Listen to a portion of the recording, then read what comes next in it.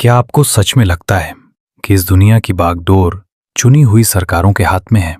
अगर हाँ, तो आप एक बहुत बड़े धोखे में जी रहे हैं। आपके आसपास एक ऐसी अदृश्य दीवार खड़ी की जा रही है जो आपको गुलाम बना देगी। हॉलीवुड की फिल्में, आपके हाथ का मोबाइल, सब कुछ पहले से तय एक एजेंडे का हिस्सा है। शुरुआत करते हैं टीवी पर सरेआम दिखाया गया मशहूर शो द सिम्पसन्स का सीजन 6 एपिसोड 12, जिसका नाम था होमर द ग्रेट, जो 8 जनवरी 1995 को एयर हुआ था। इस एपिसोड में the sacred order of stone cutters नाम की एक गुप्त संस्था को दिखाया गया जो गाते हैं, who controls the British crown, who keeps the metric system down, we do we do. लोग इसे कार्टून समझकर हंस दिए, लेकिन यह सीधे तौर पर इशारा था फ्री मेसन्स की तरफ। ये एक ऐसा सीक्रेट ग्रुप है जो इल्यूमिनाटी से भी पुराना है। आधिकारिक तौर पर इसकी शुरुआत 24 जून 1717 को लंदन में ग्रैंड लॉज के रूप में हुई थी, जिसकी नींव कैथेड्रल बनाने वाले मध्ययुगीन राजमिस्त्रियों ने रखी थी। इनका सबसे पहला सख्त नियम था, नो वुमन अलाउड। ये पूरी तरह पुरुषों का संगठन था जिसका घोषित एजेंडा था, मेक गुड मेन बेटर। लोग सोचते हैं कि यह सिर्फ विदेशी कहानी है, लेकिन सच तो यह है कि जब British East India company Bharat आई तो वो इस गुप्त समाज को भी साथ लाई। भारत में साल 1730 में कोलकाता के फोर्ट विलियम में पहला मैसोनिक लॉज स्थापित किया गया। आज भारत में grand lodge of India GLI के तहत करीब 500 लॉजेस काम कर रहे हैं, जिनमें 25,000 से ज्यादा एक्टिव मेंबर्स हैं। इतिहास के पन्नों को पलटिए। भारत के पहले राष्ट्रपति डॉक्टर राजेंद्र प्रसाद, आधुनिक दार्शनिक स्वामी विवेकानंद, मोतीलाल नेहरू और दादा भाई नौरोजी जैसी हस्तियां इस ग्रुप से जुड़ी थीं, क्योंकि शुरुआत में ये एक चैरिटी या NGO की तरह काम करता था। इस संस्था का सबसे खतरनाक स्तर है इसका स्कॉटिश राइट, जिसमें कुल 33 डिग्रियां होती हैं। आम मेसन्स सिर्फ शुरुआती 3 डिग्रियों तक सीमित रहते हैं, लेकिन जो 33वीं डिग्री पर पहुंचता है उसे सॉवरेन ग्रैंड इंस्पेक्टर जनरल कहा जाता है। पूर्व 33 डिग्री मेसन डॉक्टर बिल श्नोइबलेन और मेसोनिक दार्शनिक मैनल P. हॉल ने अपनी किताब the secret teachings of all ages में कबूल किया है कि इस सर्वोच्च स्तर पर इन्हें सीदिंग एनर्जी और लॉ ऑफ मेंटलिज्म सिखाया जाता है। ये वो गुप्त विद्याएं हैं जिससे इंसान की सोच और भौतिक वास्तविकता को नियंत्रित किया जा सकता है। जरा मेसोनिक बाइबल के पुख्ता सबूत को देखिए।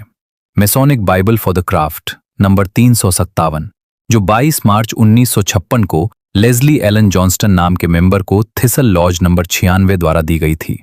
इसके पन्नों पर साफ लिखा है, to the glory of the grand architect of the universe. ये लोग ईश्वर को नहीं बल्कि ब्रह्मांड के एक आर्किटेक्ट को पूजते हैं। इतिहासकार बताते हैं कि 1 मई 1776 को बवेरिया में एडम वीशॉप्ट द्वारा बनाई गई इल्यूमिनाटी ने फ्रीमेसन्स के इन्हीं प्रतीकों जैसे ऑल सीइंग आई और पिरामिड को अपने कब्जे में ले लिया, ताकि दुनिया के सबसे ताकतवर लोगों को एक छत के नीचे लाया जा सके। रब्बी आइजैक वाइज ने 1855 में साफ कहा था कि फ्रीमेसनरी के पीछे गहरे वैश्विक और खास यहूदी रक्त श्रृंखलाओं का प्रभाव है, जिसके प्रतीक चिन्ह जैसे स्टार ऑफ डेविड आज भी दुनिया भर के मेसोनिक लॉजेस में साफ देखे जा सकते हैं। अब देखिए राजनीति का वो खेल जो बंद कमरों में खेला जाता है। इस सच का सबसे बड़ा सबूत मिलता है अमेरिका के मशहूर television talk show the John Ankerberg show के एक खोजी इंटरव्यू से, जिसे साल 1986 में चैटनूगा टेनेसी USA के स्टूडियो में रिकॉर्ड किया गया था। इस इंटरव्यू में शो के होस्ट डॉक्टर जॉन एंकरबर्ग सीधे बात कर रहे थे एक एक्स फ्रीमेसन सदस्य से, जो कि स्कॉटिश राइट में 33 डिग्री के सर्वोच्च स्तर पर रह चुका था। जब होस्ट ने उस पूर्व मेसन सदस्य से पूछा कि क्या वाकई लोकतांत्रिक देशों की सरकारें आम जनता के वोटों से चुनी जाती हैं, तो उस एक्स मेसन ने कैमरे के सामने लॉज के सेक्रेटरी के साथ हुई अपनी बातचीत का खुलासा किया। उसने बताया, जब मैंने अपने लॉज के सेक्रेटरी से पूछा कि सरकारें कैसे बनती हैं, तो वो जोर से हंसा और बोला, क्या तुम्हें सच में लगता है कि वे तुम्हारे वोटों की गिनती करते हैं? किसे किस देश का प्रधानमंत्री या राष्ट्रपति बनाना है, ये महीनों पहले ही हमारी बंद कमरों की गुप्त बैठकों में तय हो चुका होता है। शोधकर्ताओं के मुताबिक ये व्यवस्था आज भी वैसी ही काम करती है। उदाहरण के लिए, जब यूनाइटेड किंगडम में राजनीतिक उथल-पुथल चल रही थी, तब वैश्विक विश्लेषकों ने दावा किया था कि बोरिस जॉनसन का प्रधानमंत्री बनना आम चुनाव से 6 महीने पहले ही तय कर दिया गया था। जनता को सिर्फ वोटिंग का एक भ्रम दिया जाता है, जबकि पीछे की डोर ये गुप्त संगठन ही खींचते हैं। ये पूरा काम बैकग्राउंड में रहकर संभालता है बिल्डरबर्ग ग्रुप, जिसकी शुरुआत साल 1954 में हुई थी। हर साल दुनिया के 120 से 150 सबसे बड़े राजनेता, सीईओ, बैंकर्स और मीडिया टाइकून बंद कमरों में गुप्त मीटिंग करते हैं, जहां दुनिया की किस्मत लिखी जाती है। इस घिनौने और ताकतवर वैश्विक नेटवर्क को नियंत्रित करने के पीछे दुनिया की सबसे रईस और सीक्रेट ब्लड लाइन रॉथस्चाइल्ड परिवार का नाम सबसे ऊपर आता है। सोशल मीडिया पर चर्चा में रहे नैथनियल सीजे रॉथस्चाइल्ड का वो रहस्यमयी ट्वीट याद रखिए जो इंटरनेट पर तहलका मचा गया था, जिसमें साफ लिखा था, द एंड इज नियर। ये पावरफुल ब्लड लाइन्स खुद को सबसे ऊपर समझती हैं और पूरी मानवता को अपने इशारों पर नचाना चाहती हैं। सावधान हो जाइए, क्योंकि इस मैट्रिक्स का सबसे बड़ा और आखिरी वार आने वाला है।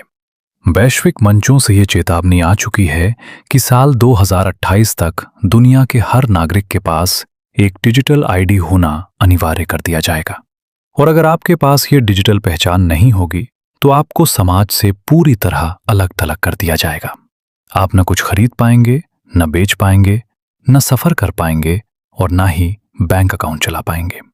आज से ठीक 2000 साल पहले बाइबल के बुक ऑफ रेवलेशंस में जिस मार्क ऑफ द बीस्ट की भविष्यवाणी की गई थी, जिसके बिना कोई व्यापार नहीं कर पाएगा, क्या ये डिजिटल आईडी और बारकोड उसी प्राचीन चेतावनी की शुरुआत है? क्या हम स्वेच्छा से गुलामी के इस नए पिंजरे में कदम रख रहे हैं? लेकिन बात सिर्फ यहीं पर खत्म नहीं होती। इस वैश्विक तबाही का ब्लूप्रिंट बहुत पहले ही लिखा जा चुका था। इतिहास के सबसे रहस्यमयी दस्तावेजों में से एक है 15 अगस्त 1871 का वो खत, जिसे 33 डिग्री फ्लेमेशन कमांडर एल्बर्ट पाइक ने इटली के क्रांतिकारी ग्यूसेप माजीनी को लिखा था। इस खत में उन्होंने होने वाले तीनों विश्व युद्धों की सटीक भविष्यवाणी की थी। एल्बर्ट पाइक ने साफ शब्दों में लिखा था कि पहला विश्व युद्ध रूसी जार साम्राज्य को उखाड़ फेंकने और वहां नास्तिक साम्यवाद का गढ़ बनाने के लिए किया जाएगा। दूसरा विश्व युद्ध फासीवाद को खत्म करने और इजराइल देश की स्थापना के लिए राजनीतिक यहूदी आंदोलन को मजबूत करने के लिए भड़काया जाएगा।